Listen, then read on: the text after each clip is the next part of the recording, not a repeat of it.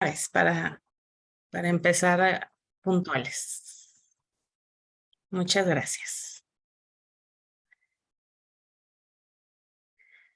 Bueno, primero que nada, quisiera darles la más cordial bienvenida en nombre del comité organizador del 13º Coloquio Nacional de Educación Media Superior a Distancia. Yo voy a formar parte de esta hora aquí con ustedes como moderadora. Mi nombre es Claudia Illerne Ramos Torres Casís. Soy docente de tiempo completo de la Universidad Virtual del Estado de Guanajuato y estará también con nosotros la relatora, la maestra Juana Isabel Fernández Hernández, que ella es del Bachillerato Virtual de la UAS. Me gustaría hacerles algunas recomendaciones en general. La primera, pues bueno, que su nombre aparezca en el usuario de la sala Zoom y en caso de que esto no aparezca, pues le solicitamos cambiarlo. Para todos, mantener apagado su micrófono durante las presentaciones. Ir guardando sus preguntas o escribirlas en el chat para retomarlas al final de las presentaciones durante las sesiones de preguntas y respuestas. Aquí, bueno, agrego que son 4 ponencias. Vamos a poner las 4 ponencias primero y al final daremos un tiempo para poder responder algunas de sus preguntas y respuestas. Y al final se va a tomar una fotografía de todos los participantes en la mesa de trabajo, por lo que en ese momento se les pedirá que todos abran sus cámaras para poder tomar esa fotografía. Y bueno, pues sin más, quisiéramos comenzar con la primera ponencia.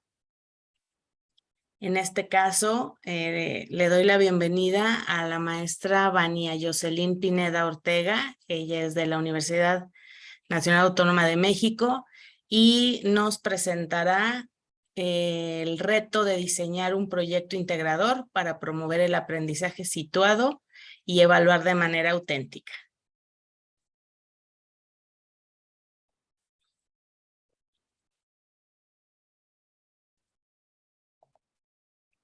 Voy a presentar el trabajo, el reto de diseñar un...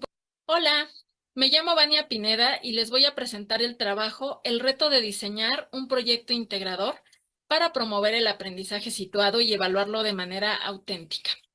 Este trabajo tiene el propósito de darles a conocer la experiencia que el equipo del bachillerato a distancia de la UNAM ha tenido al diseñar 2 bachilleratos a distancia para la Ciudad de México, el bachillerato policial y el bachillerato en línea Pilares. Ambos planes de estudio contemplan el desarrollo de proyectos integradores como parte de las actividades sustantivas que facilitan el logro del perfil de egreso de los estudiantes y desde luego el desarrollo de conocimientos, actitudes, habilidades y valores que el nivel medio superior propone, solo que en contextos auténticos de aprendizaje. Esto significa que las asignaturas ofrecen posibilidad de movilizar los conocimientos previos a la vez que se potencializan las aptitudes y se contribuye al desarrollo de nuevas habilidades y conocimientos en contextos situados, problemas reales. Aquí les queremos compartir los éxitos logrados y los retos que desde luego hemos enfrentado al realizar el diseño de estos proyectos, a partir de la retroalimentación recibida por los profesores aspirantes a ser asesores en línea de estas asignaturas. Conviene precisar que al implementarse estos proyectos integradores con candidatos a asesores en línea de ambos bachilleratos, las reacciones que tuvimos fueron principalmente 2. Aquellos que con especial compromiso hicieron suya la visión educativa del bachillerato en línea Pilares y Policial, y los que con ciertas reservas ante lo novedoso de la propuesta adoptaron una posición más crítica. El resultado de ambas perspectivas nos entregó información muy valiosa sobre 3 áreas que se hicieron evidentes y en sí mismas constituyen los retos que tuvimos que enfrentar. Por un lado, la complejidad, luego la incertidumbre y finalmente la posibilidad de soluciones múltiples. Comenzaremos ahora con los aciertos, que a grosso modo, como se derivan de la concepción inicial que orientó el diseño de estos proyectos, son 3. El primero de ellos, en los productos parciales que se diseñaron para cada asignatura, siempre procuramos aprovechar en la medida de lo posible a la comunidad de aprendizaje para el desarrollo y el logro de los productos parciales. Por ejemplo, foros para poder obtener input y mejorar los productos parciales que se desarrollan, o incluso construir los productos parciales que se integran a base de lo que los otros tienen que decirnos. Por ejemplo, en una de las asignaturas, Economía y Crecimiento Creativo, es a partir de un foro de discusión que se construye un mapa de empatía usando la metodología de Design Thinking. El segundo acierto consiste en asegurar la integración de múltiples saberes. Y sí, nos referimos a aquellos que deben desarrollarse en la asignatura, pero también a las habilidades transversales, como pueden ser las habilidades digitales, la lectoescritura, etc. Por ejemplo, en la asignatura Comunidades Sostenibles, se desarrolla, implementa y evalúa una estrategia para reducir la huella de carbono personal. Y así el estudiante aprende sobre sustentabilidad, ecosistemas, pero también sobre análisis, recolección de datos y procesamiento estadístico de los mismos. El tercer acierto consiste en fijar altas expectativas en el desempeño de los estudiantes como mecanismo para asegurar el logro de los aprendizajes. La filosofía es que no es válido bajar el estándar o el nivel de complejidad con base en argumentos que contemplan el escenario de rezago educativo que tristemente enfrentamos como país, sino que al contrario, hay que asumir el compromiso de impulsar siempre el logro, el aprendizaje de los estudiantes y así colocarlo en su justo nivel. Por ejemplo, en la asignatura Cuadrantes, Análisis de Riesgos del Bachillerato Policial, el producto final que los estudiantes entregan consiste en un mapa de riesgos de su cuadrante, y en él han valorado los activos, los riesgos, las vulnerabilidades, así como el impacto económico y social que puede producir un fenómeno perturbador que ellos elijan. Puede ser, por ejemplo, un sismo, vandalismo, etc. En lo que se refiere a las áreas de oportunidad, encontramos las siguientes. Por un lado, primero que nada, pues los profesores en formación externaron su preocupación por el hecho de que los productos parciales que conforman el proyecto integrador tenían un alto nivel de complejidad. Y esto quizás puede desanimar a los estudiantes. Ante esta situación, para el caso de algunos proyectos integradores, lo que hicimos fue dosificar los avances parciales, estableciendo en las primeras unidades productos más simples, para luego ir aumentando el nivel de complejidad de manera progresiva conforme se iba avanzando. Por otro lado, otra de las inquietudes que los profesores externaron es que quizás solicitar productos con características demasiado ambiguas podía confundir a los estudiantes. Fue por esta razón que en las instrucciones para el desarrollo de los productos parciales del proyecto incluimos ejemplos, pautas o tips, todo a modo de andamios, para poder modelar el estándar al que queremos llegar y así reducir el nivel de incertidumbre sin que ésta se elimine desde luego por completo. Vimos también que unas instrucciones que sean claras, estructuradas, ordenadas, contribuyen a facilitar la comprensión de las mismas y a reducir este posible contratiempo. El tercer aspecto que los profesores pusieron a discusión es que al tratarse de productos que se generan a partir de soluciones diversas, por tanto pueden adquirir rasgos muy diferentes entre sí. Y con ello a lo mejor la evaluación se podría volver compleja. Para atender este señalamiento, lo que hicimos fue incluir listas de cotejo y rúbricas de evaluación que acompañan la creación de cada producto parcial del proyecto. Y así tenemos de manera explícita el estándar al que debemos llegar. Por ejemplo, en una de las asignaturas, que se llama Contextos y Espacios, los estudiantes deben realizar un simulacro en caso de sismo con la familia y vecinos. Para determinar si dicho simulacro cumple con el estándar, el video debe mostrar el simulacro realizado y en él se debe informar explícitamente el tiempo que tomó llegar a la zona de menor riesgo, pero también describir el escenario hipotético del sismo.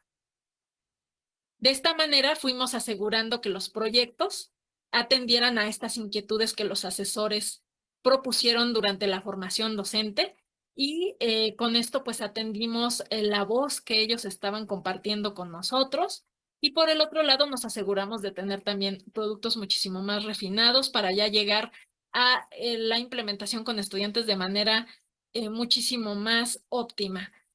Por mi parte sería todo. Les agradezco muchísimo toda su atención.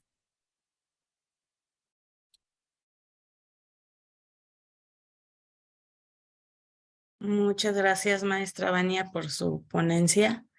Igual para los que entraron un poquito más tarde, primero vamos a revisar las 4 ponencias del día de hoy y después daremos un tiempo para preguntas y respuestas.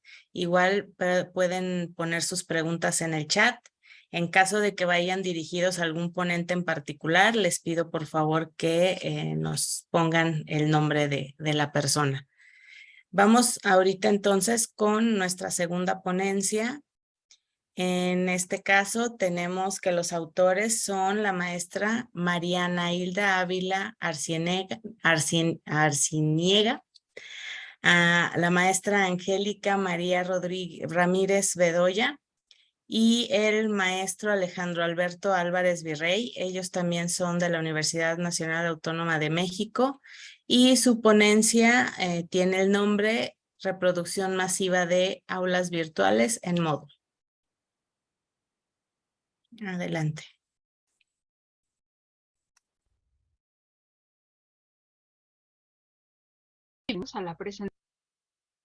Bienvenidas y bienvenidos a la presentación Relámpago, reproducción masiva de aulas virtuales en módulo. En esta ocasión estaremos con ustedes Mariana Ávila Arciniega, Alejandro Alberto Álvarez Virrey y una servidora, Angélica María Ramírez Bedoya. Las aulas modelo son cursos desarrollados en un ambiente digital. Estas presentan de forma estructurada y apegada al programa de estudios de 110 asignaturas impartidas en la Escuela Nacional Preparatoria de la Universidad Nacional Autónoma de México. En ellas se encontrarán actividades, contenidos, recursos como videos, textos, enlaces, tutoriales, evaluaciones y espacios de comunicación como foros. El propósito de las aulas es proporcionar un ambiente digital con propuestas didácticas para que los docentes impartan sus clases de forma virtual o híbrida. La construcción de las aulas se realizó de forma colaborativa entre académicos de la Coordinación de Tecnologías de la Educación de la DGTIC y docentes y jefes de colegio de la Escuela Nacional Preparatoria, quienes trabajaron de forma colaborativa para proporcionar los contenidos académicos. A partir de estas aulas, se crearon 6.053 aulas para ser utilizadas en el ciclo 2021-2022.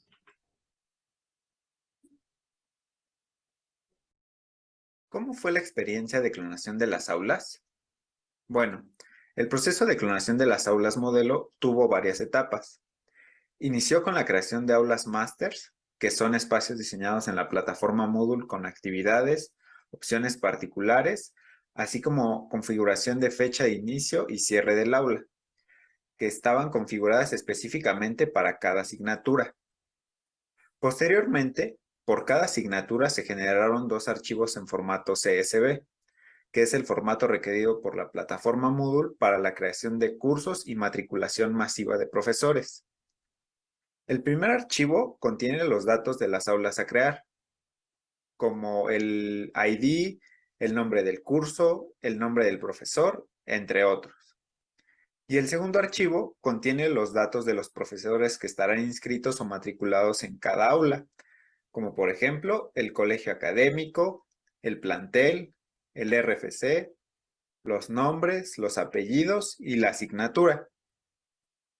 Finalmente, se realizó el proceso de clonación y matriculación durante 2 semanas, periodo en el que también se corrigieron errores y se validó que el contenido visual se hubiera replicado de forma correcta y completa.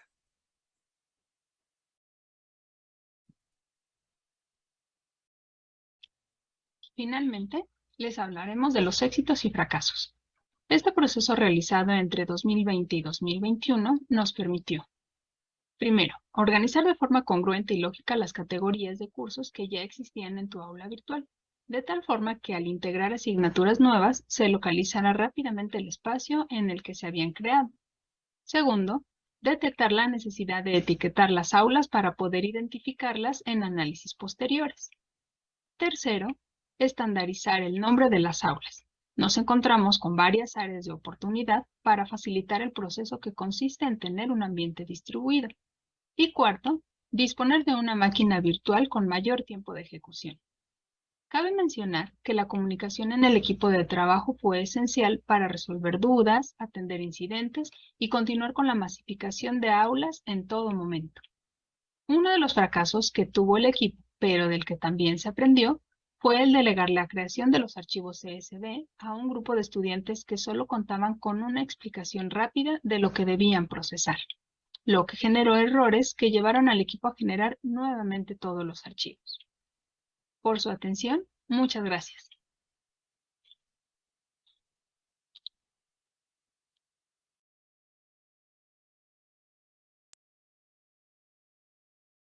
Muchas gracias, maestra Mariana, maestra Angélica y maestro Alejandro, por su presentación. Continuamos ahora con la ponencia de la maestra Margarita Plata Torres, igual de la Universidad Nacional Autónoma de México, y su ponencia tiene el nombre de Diseño de asignaturas en línea a partir de modelos educativos presenciales en el bachillerato de la UNAM. Adelante, maestra.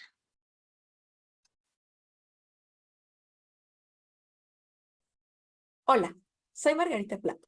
Soy parte de Bachillerato a Distancia de la UNAM y presentaré el trabajo titulado Diseño de asignaturas en línea a partir de modelos presenciales del Bachillerato de la UNAM. Debido a la pandemia por COVID-19, en la UNAM se hizo notoria la necesidad de contar con materiales en línea alineados a los planes de estudio de sus bachilleratos presenciales.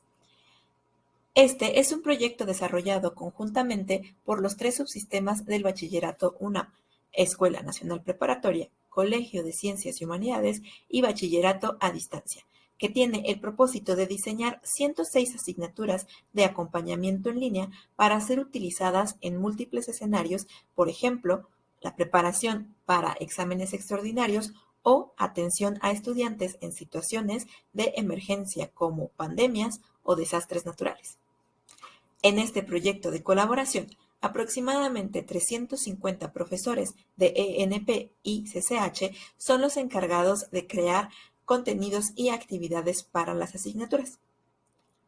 Por otro lado, BUNAM es el responsable de revisar los guiones instruccionales y producir las asignaturas en plataforma.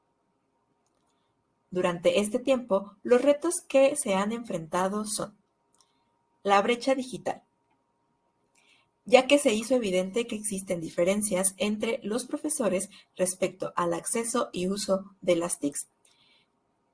Diseñar una asignatura en línea demanda que el profesor participante domine el entorno digital para trabajar y comunicarse. Además, implica que cambie su rol de docente a productor de contenido, diseñador de actividades y protagonista de videos educativos. Todo ello supuso un reto para los profesores, debido al desconocimiento de la modalidad en línea, así como de la relevancia del guión instruccional y el papel que tiene en la producción de materiales educativos en línea. Esto concuerda con distintos hallazgos de autores sobre el nivel de competencia de los profesores de mayor edad o analfabetismo digital, el uso de metodologías tradicionales desvinculadas con el uso de las TICs, falta de visión sobre la utilización y conocimiento de los recursos digitales, así como la falta de conocimiento sobre el guión instruccional y sus beneficios. Otros retos importantes fueron la revisión y supervisión de los guiones de los profesores, ya que al coordinar a tantas personas, en ocasiones la comunicación y capacitación ha sido abrumadora, tanto para los creadores de contenido como para los asesores pedagógicos. En cuanto a los fracasos, al inicio del proyecto se optó por una capacitación síncrona, proporcionando formatos y documentos compartidos. Sin embargo, al trabajar con tantos profesores, se volvió complicado que todos pudieran asistir y que la comunicación por este medio fuera efectiva para todos. Mientras se avanzaba en la elaboración de las asignaturas en línea, se fueron haciendo revisiones en los guiones y colocando comentarios directamente en los documentos colaborativos. Esto dificultó la comunicación en vez de facilitarla, debido a la brecha digital de la que se hablaba hace un momento. En cuanto a los éxitos obtenidos, para promover una mejor comunicación con los docentes, se optó por enviar vía correo electrónico informes con observaciones particulares para que los profesores pudieran tomarlas en cuenta. Esto ha permitido que haya un avance mucho más firme, ya que es un medio de comunicación que los docentes dominan. Para la segunda etapa del proyecto, se diseñó una capacitación en línea, principalmente asincrónica y con algunas sesiones sincrónicas para aclarar dudas.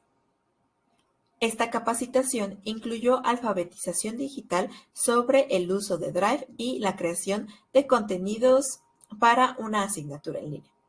Hasta el momento ha tenido resultados óptimos, ya que esto permitió familiarizar a los docentes con las TICs a la par que hacían el diseño de su materia. Esto último coincide con diversos estudios que hacen hincapié en la importancia de capacitar y actualizar al personal docente en el uso de las TICs para la enseñanza en línea, así como de promover la adaptación, formación y flexibilización permanente que se requiere debido al constante avance tecnológico y las necesidades que han crecido desde inicios del 2020. Esto es todo por mi parte. Muchas gracias por su atención.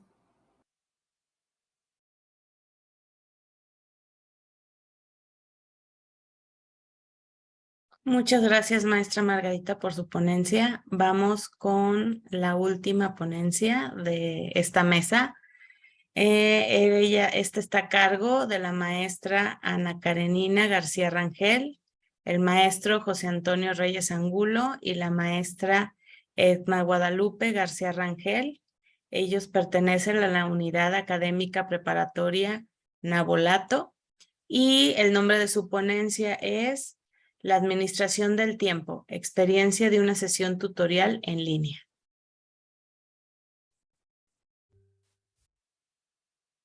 Buen día a todos. Bienvenidos a este espacio virtual de intercambios de experiencias académicas. En esta ocasión, mis compañeros, la doctora Edna Guadalupe García Rangel, el doctor José Antonio Reyes Angulo y su servidora, Ana Karenina García Rangel, docentes de la Unidad Académica Preparatoria Navolato de la Universidad Autónoma de Sinaloa, que tenemos a bien presentarles nuestro trabajo, La Administración del Tiempo, experiencia de una sesión tutorial en línea. Y antes de empezar con nuestro trabajo, queremos comentarles que este surgió a partir de una experiencia vivencial de una sesión de trabajo a distancia que implementamos durante la pandemia COVID-19, y esta actividad denominada Dinámica sobre Administración del Tiempo fue trabajada con alumnos de segundo grado y pues mediados por un docente tutor. ¿Cuál era el objetivo principal de esta actividad? Llevar al alumno a que reflexionara sobre la importancia de utilizar el tiempo en sus actividades, tanto personales como académicos. Es decir, que el alumno fuera capaz de dosificar sus tiempos y sus tareas con la finalidad de lograr una meta académica específica. El diseño de esta actividad estuvo a cargo de los docentes tutores, así como también por parte del Departamento de Tutorías de la propia unidad académica, y se implementó a través de la plataforma Google Meet, teniendo un tiempo estimado para su desarrollo de 90 minutos.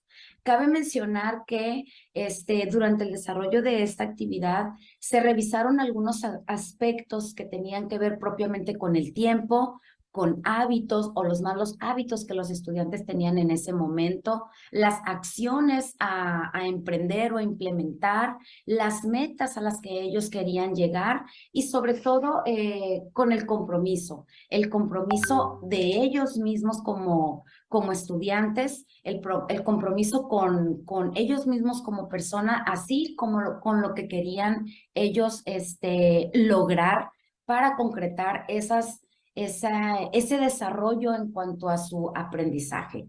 Entonces, la actividad se llevó a cabo en 3 momentos, partiendo de la premisa o de la idea de que si quería en ese momento el alumno que ocurriera algo, pues debía entonces asignarle un tiempo, asignar un tiempo de calidad.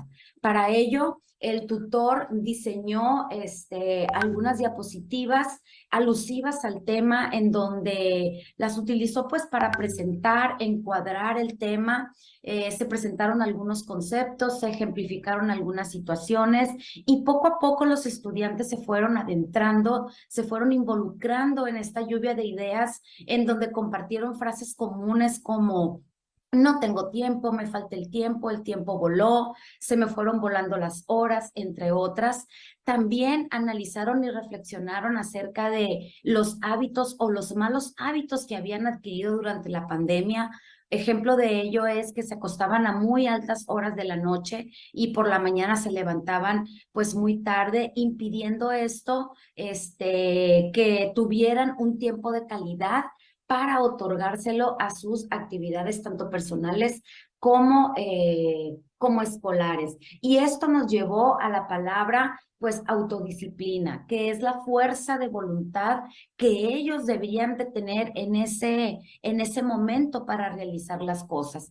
Consecuencia de ello era que pues negativamente ellos iban o les impedía que este tipo de tareas, trabajos y actividades los depositaran en la plataforma Moodle, que era en ese momento el aula virtual del bachillerato, en donde los docentes pues revisaban las tareas y trabajos de los estudiantes.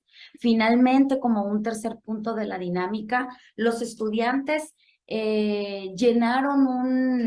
por escrito, llenaron un instrumento que se le denominó Dinámica sobre Administración del Tiempo, en donde ellos planteaban todas las acciones de acuerdo a sus necesidades y de acuerdo al orden de importancia que ellos le daban, el tiempo estimado para realizar a cada acción, los recursos necesarios que debían utilizar para realizarla, así como los posibles obstáculos a los que se pudieran enfrentar.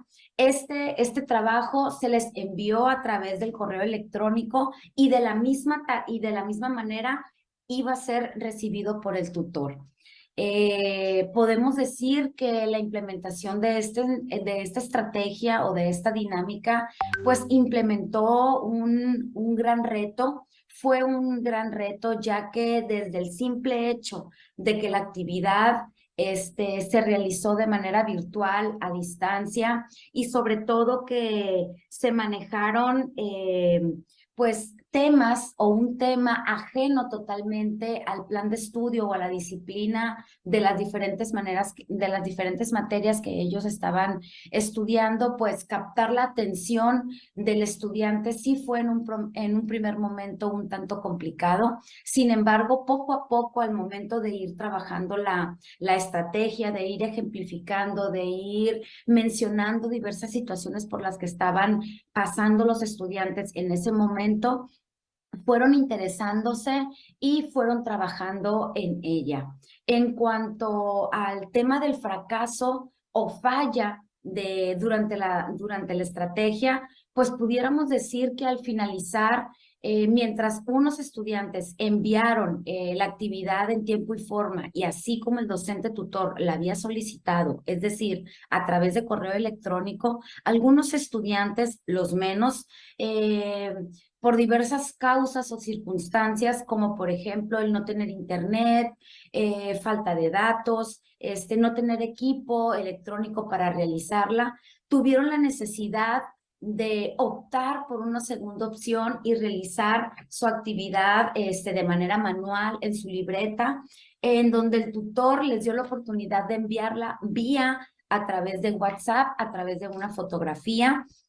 Entonces, pues no fue un tanto fracaso, sino pudiéramos decir, una falla en en esa parte ante la ausencia de ese equipo, de esas situaciones que presentaron ciertos estudiantes. Finalmente podemos decir que nuestra estrategia resultó todo un éxito, ya que logramos que el alumno distribuyera, reflexionara en la distribución de su tiempo, y esto traería consigo mayores posibilidades y beneficios en cuanto al desarrollo de su carga académica, la disminución de la misma, la presentación en tiempo y forma de sus actividades en la plataforma Moodle, lo que conllevaba un reflejo positivo de su aprendizaje y sobre todo de su evaluación. Entonces, la actividad resultó todo un éxito. Muchísimas gracias.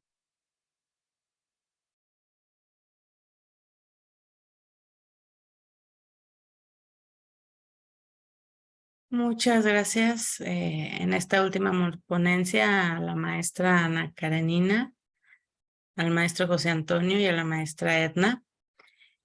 Por ahí vamos a pasar a la sección de preguntas y respuestas. Por ahí ya tenemos algunas. Bueno, es un comentario a la doctora Vania y también con pregunta. Dice doctora Vania, excelente presentación, representa un modelo para cristalizar la ambiciosa labor de la transversalidad educativa a nivel medio superior. Rescato la apertura que se ha ejercido para fortalecer las asignaturas en función de la experiencia de estudiantes y asesores en un contexto específico. Solo preguntaría cómo se resuelve la dificultad que tienen los docentes para guiar el aprendizaje en áreas en las cuales no fueron formados. Y hay otra pregunta que dice, ¿qué tipo de formación tendría que tener al respecto? Estas preguntas nos las hace llegar la maestra Sandra Yadira Albores. Maestra Vanias. Muchísimas gracias. Sí, desde luego que estos dos bachilleratos tienen una característica muy especial, y es que no solo sus proyectos integradores tienen esta naturaleza transdisciplinaria, sino que las asignaturas en sí mismas constituyen ejemplos de transversalidad y también de transdisciplina, porque en una sola asignatura convergen varias. Tenemos matemáticas, biología, historia y así sucesivamente. Entonces, efectivamente, para efectos de la formación docente, esto supone un reto, porque tenemos profesores con diferentes perfiles y que tienen, pues, por sus características y sus rasgos, la capacidad para atender a los estudiantes en estas asignaturas, pero que desde luego las áreas que no son, digamos, su campo primario de formación implican un reto. Una de las maneras en las que se va resolviendo esta temática es que la formación docente siempre se lleva a cabo a partir de los contenidos de la asignatura, y los profesores experimentan las asignaturas con el rol de estudiantes. Un asesor en línea de una asignatura tiene que primero vivir la asignatura con el rol de estudiante, y entonces allí entra en contacto con todos los contenidos que están embebidos en las asignaturas. Y desde luego desarrollan también el proyecto integrador, y a partir de allí pues se deriva toda la experiencia que ellos tienen para poder retroalimentar, ¿no? Y así mejorar estos productos parciales que tienen que ir entregando los estudiantes. Ahora bien, se supone también que son profesores y asesores que están en constante actualización. Es como un compromiso que se genera al interior de la institución y forma parte de la mística de trabajo, ¿no? Es un compromiso que ellos tienen que estar siempre preocupándose por actualizarse y por estar enterados de los campos disciplinares que aparecen en estas asignaturas. Entonces, es un asesor o un profesor que tiene estas cualidades que siempre lo llevan a ir más allá, ¿no? Y de esta manera es que se ha ido resolviendo y se ha ido solventando esta temática. Ahora bien, recordemos también que pues todos estos son contenidos a nivel bachillerato. Eso también hace que el nivel medio superior tiene esta característica, ¿no? Que básicamente pues todos los que tenemos una profesión hemos cursado un bachillerato, hay un núcleo fundamental de conocimientos básicos y estos planes de estudio de la Ciudad de México han sido diseñados con ese núcleo fundamental. Son documentos que ha definido la UNAM para sus bachilleratos presenciales, como es el caso de CCH, Prepa, el mismo bachillerato a distancia de la UNAM, ha sido diseñado con base en estos documentos, que son los conocimientos fundamentales a nivel bachillerato, y a partir de allí es que hay una base de conocimientos común, ¿no? Que debería de tener estos planes de estudio, y esos son los que van aglutinando las diferentes disciplinas.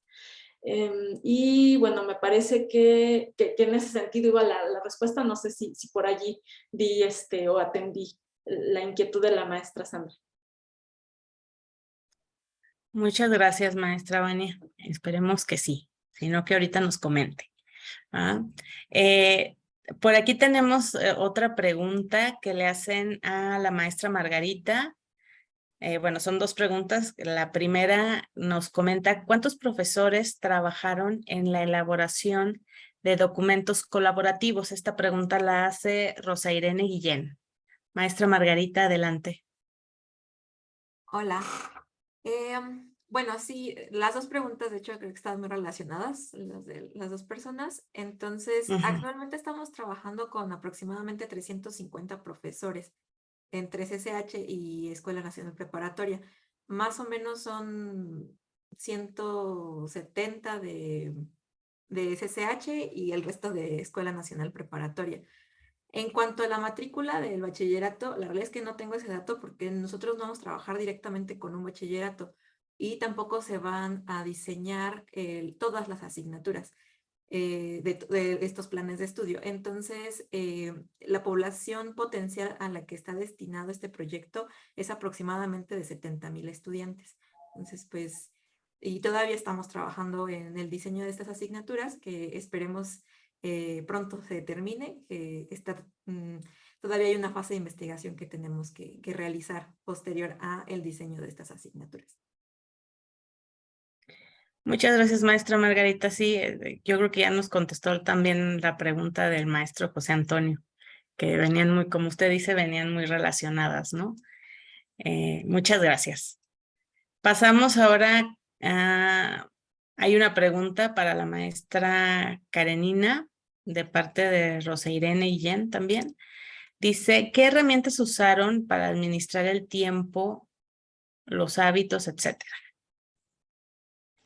Bueno, pues más que herramientas, recordemos que en un principio la actividad tenía como propósito principal llevar al alumno a que ellos reflexionaran sobre la importancia que tenía la dosificación del tiempo, ¿sí? O sea, la repartición y la administración de sus tareas en torno a que, si bien asistían ellos a sus clases virtuales donde el docente les explicaba las actividades que ellos tendrían que depositar en la plataforma Moodle, en la cual mencioné en el video, es el aula virtual que aún todavía persiste en el bachillerato de la Universidad Autónoma de Sinaloa.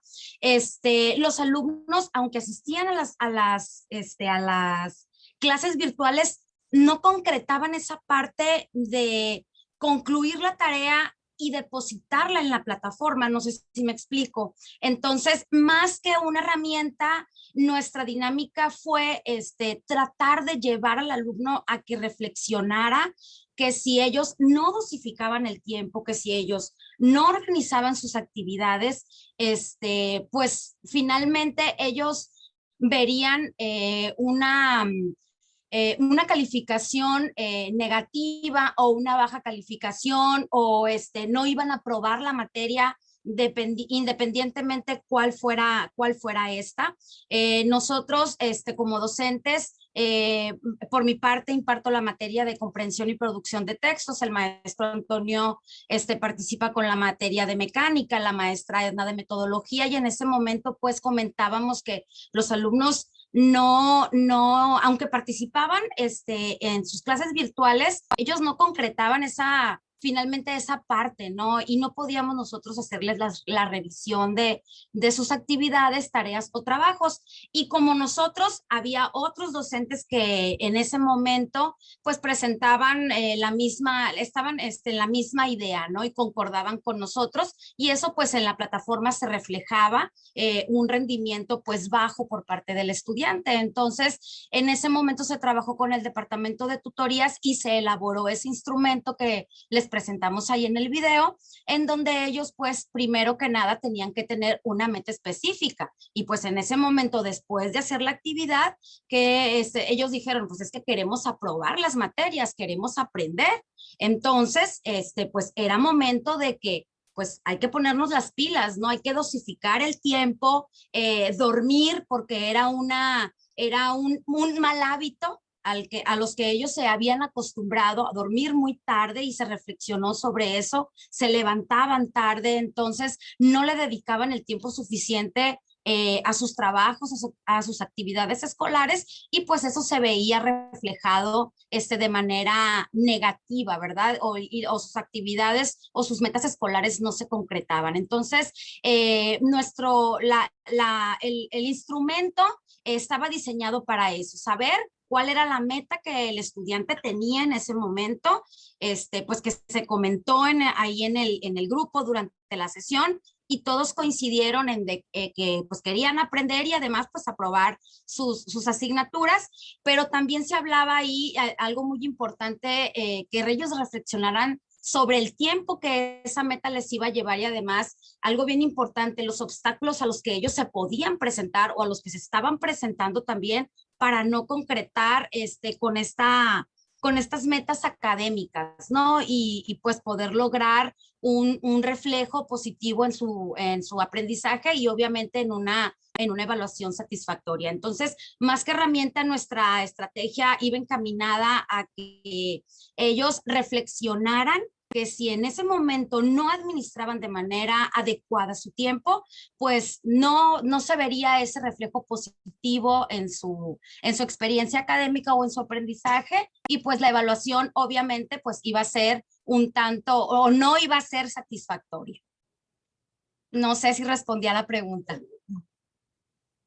Muchas gracias, maestra Ana. Yo esperaría que sí.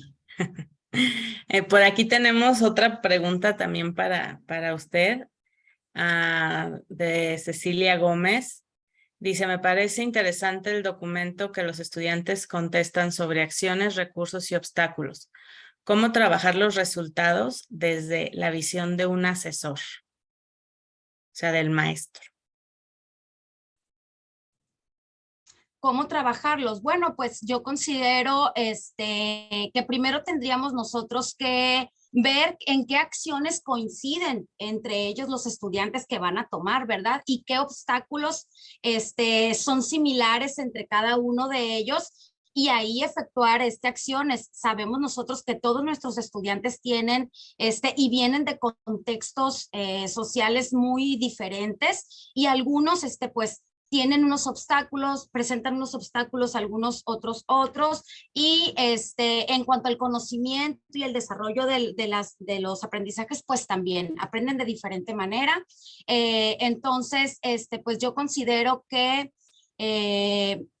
pues no sé, el hecho de que nosotros como docentes pues estemos al pendiente y estemos en este momento, en este caso, como tutores, estar empujando, ¿verdad? Ese trabajo por parte del estudiante, el hecho de que nosotros en ese momento estábamos muy al pendiente, y continuamos quienes seguimos siendo tutores muy al pendiente de los avances de cada uno de los estudiantes, pues eso, de esa manera nosotros podemos elaborar, yo creo, estrategias a partir de esas coincidencias o esas diferencias que tengan nuestros estudiantes, para poder que ellos concreten sus metas escolares, ¿no? Muchas gracias, maestra, por su respuesta. La maestra...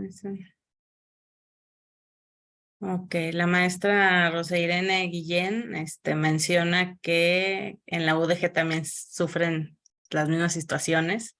Yo creo que en todos lados la parte del manejo del tiempo del estudiante es un batallar general, ¿no?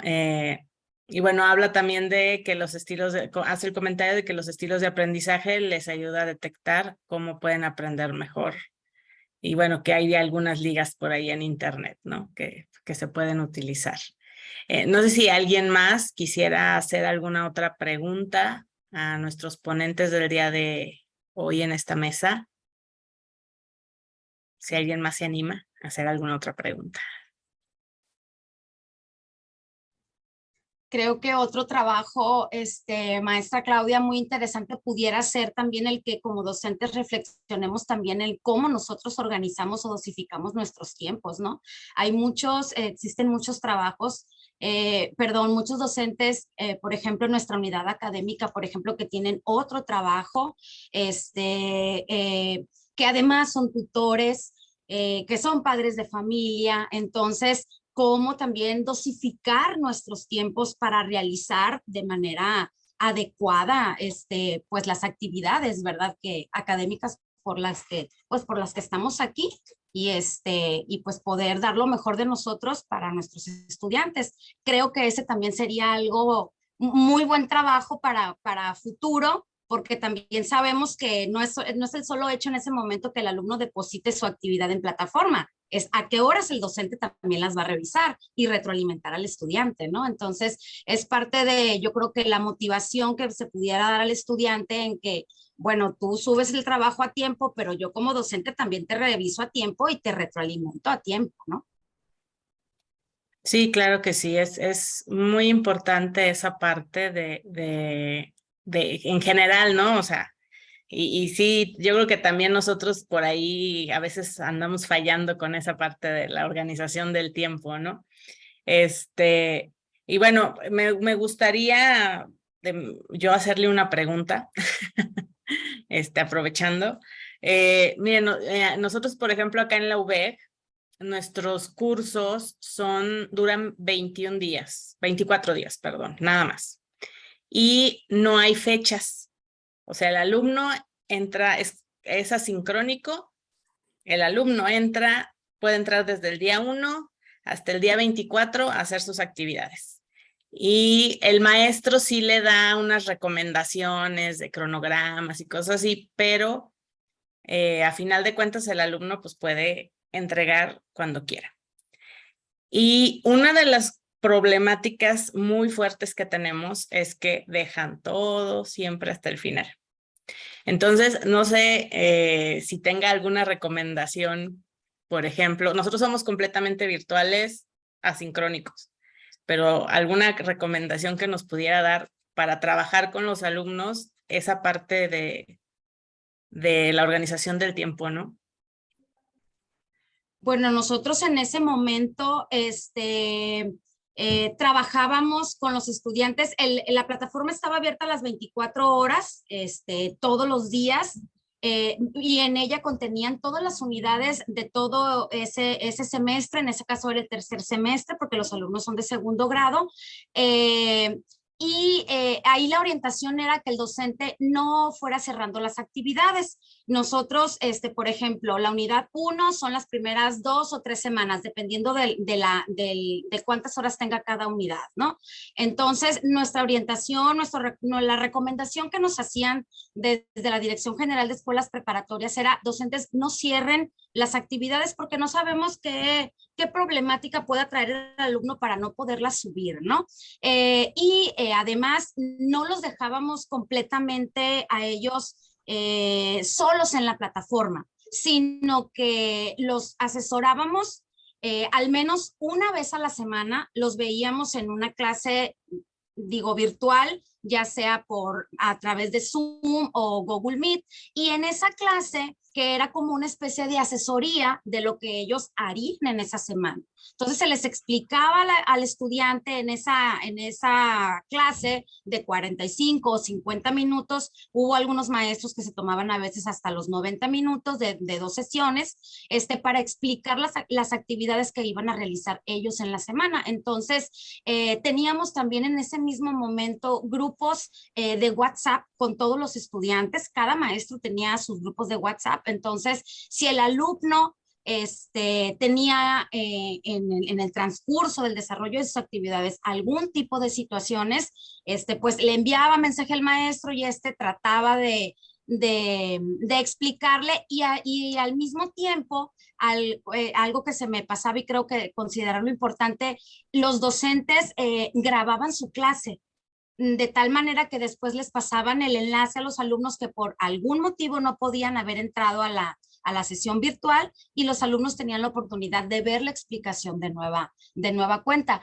Claro que el hecho de que el estudiante te enviara mensajes a veces hasta en domingos, hasta en altas horas de la noche, pues la verdad es que sí llegó un momento en que los docentes así como de que es que ya no aguanto. Hubo quienes sí, la verdad es que sí pusieron límites. Saben que a partir de tal hora ya no voy a responder mensajes, sino hasta mañana. Entonces, cosas así. Entonces, yo considero que algo que ustedes pudieran realizar sería esa atención por parte de ustedes, al menos una vez a la semana, reunirlos virtualmente y explicarles el desarrollo de cada una de las actividades. El alumno que no pueda ingresar, bueno, pues les queda ahí la grabación y ellos ya tienen así como que, pues un poquito más abierto el panorama, ¿verdad? De lo que pueden hacer ellos para desarrollar esa actividad y hacerlo de la mejor manera, ¿no? Siguiendo o cumpliendo con las listas de cotejo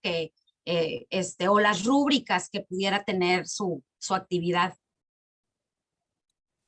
Muchísimas gracias, maestra. Sí hacemos algunas cosas, a lo mejor no son obligatorias, por así decirlo, y a lo mejor también por eso el alumno dice, no es obligatorio. Pero muchas gracias por sus comentarios. Yo creo que son de mucha ayuda. Igual me gustaría, no sé si ya sea la maestra Mariana o la maestra Angélica o el maestro Alejandro, hacerles una pregunta a ellos sobre sus aulas virtuales. Fueron muchas aulas virtuales las que ustedes hicieron, bueno, clonaron.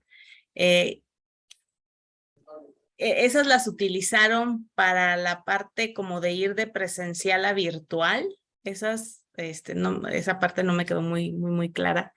Entonces no sé si nos podrían dar unos comentarios sobre eso. Sí, claro que sí. Ahorita voy adelantándome un poco y ya después si Alex y Mariana quieren complementar, adelante.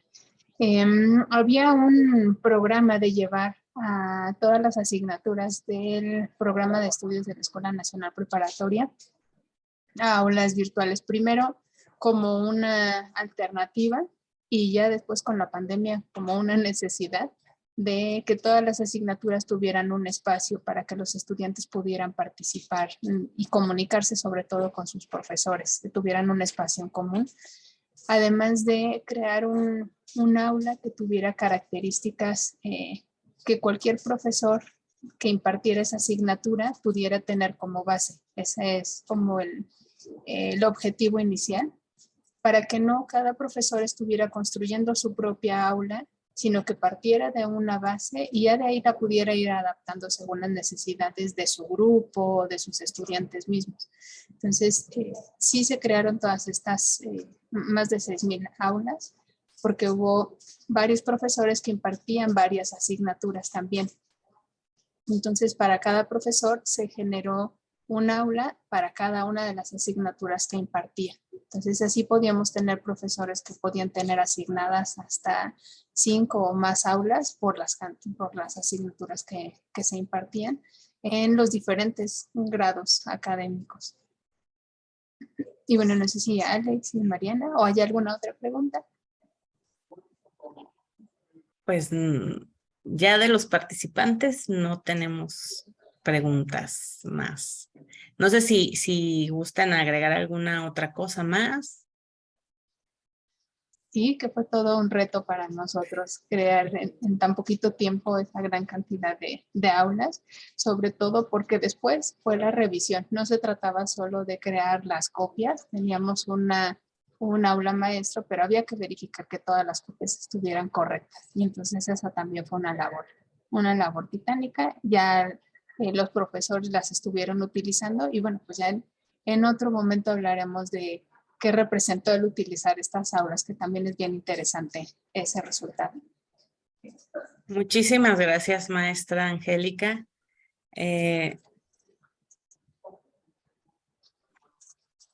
Bueno, la última pregunta aquí de la maestra Lorena Elizabeth, no sé exactamente aquí si vaya dirigida a usted, maestra Angélica, o a alguien más, pero dice, ¿en cuánto tiempo tardaron en crear las asignaturas desde el diseño hasta la producción? Esa pregunta es bien interesante porque nos vimos involucrados muchísimas personas. Empezamos a trabajar con los docentes de manera colaborativa, con profesores de cada uno de los colegios académicos de los más de 25 colegios que hay en la Escuela Nacional Preparatoria. Y comenzamos a trabajar con ellos a partir de la revisión que ellos elaboraron ya de sus programas. En febrero de ese año, del 2020, empezó a hacerse la revisión de lo que ellos tenían en sus programas, de las actividades que pensaban o identificaban que se pudieran presentar en un aula. Y para mayo ya teníamos pues más del 70% del diseño de todas las aulas. Tuvimos que trabajar en vacaciones también para que estuvieran concluidas las aulas que nos faltaban. Y ya para agosto, septiembre, en septiembre, de hecho, que inició el ciclo escolar en bachillerato de la UNAM, porque estábamos en pandemia también y todo se fue recorriendo, y ya teníamos un aula para cada profesor. Después vino una revisión de todas las actividades que se habían planteado para identificar si era conveniente dejarlas, mejorarlas, agregarlas. Entonces fue una segunda etapa después para complementar esas asignaturas. Entonces estamos hablando de un proceso de diferentes etapas en donde sí hubo un periodo de diseño de febrero a junio, una aplicación en septiembre y luego al siguiente año en febrero, que fue un encuentro que ellos realizan como docentes, otra vez de febrero a mayo la revisión de estas actividades y la clonación de las aulas ya en este segundo periodo, pues fue en un mes a lo más con sus intervenciones, es decir, no un mes de corrido, sino días de algunos de ese mes. Entonces, bueno, fueron muchísimos días para nosotros porque nos presentaron muchas horas, pero más o menos a grandes rasgos. Muchísimas gracias, maestra Angélica, y muchísimas gracias a todos. Ya por cuestiones de tiempo ya no podemos seguir platicando aquí de los temas tan interesantes que nos presentaron todos nuestros ponentes.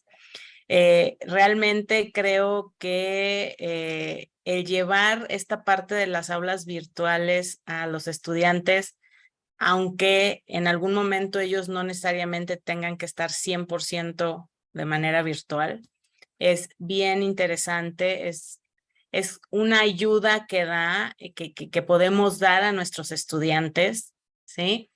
Y pues de verdad, todos los trabajos considero muy interesantes, la parte de la administración del tiempo, como que comentaba la maestra Ana Karenina, igual, no es nada más de los alumnos, es de todos. Por ejemplo, por dar un ejemplo, nosotros tenemos esa administración de tiempo del maestro que les decimos, pues el alumno sube la tarea y tú tienes 48 horas para revisar, ¿no? Entonces, como que ahí los obligamos un poquito porque si no, capaz de que serían igual que los alumnos, ¿no? Todo hasta el final. Pero de verdad les agradezco mucho, muy interesantes todas sus ponencias y nos dejaron mucho y con ganas de saber más y con ganas de pues también uno empezar a hacer este tipo de investigaciones y de pruebas, ¿no? En nuestras instituciones. Entonces, lo último que nos piden hacer es que nos van a tomar una foto. Entonces, les pediría a todos nuestros participantes que abrieran sus cámaras para que nos tomen esas fotos, por favor. Y si nos pueden indicar por ahí en el momento en el que vayan a... Sí, estoy esperando que aparezcan las cámaras. Ah, ok, muchas gracias. Tú nos indicas, por favor. Muy bien, vamos a empezar. Van a hacer 3 fotos. Les voy a avisar, listos. Ahí va, 1, 2, 3. Va la primera. La segunda, 1, 2, 3. Y la última, 1, 2, 3. Muchas gracias. Pues muchísimas gracias a todos y pues esperemos volvernos a ver en el próximo año en este coloquio nuevamente. Que tengan una muy bonita tarde. Hasta luego. Gracias, saludos. Muchas gracias a todos. Hasta luego. Gracias, hasta luego. Hasta luego. Hasta luego.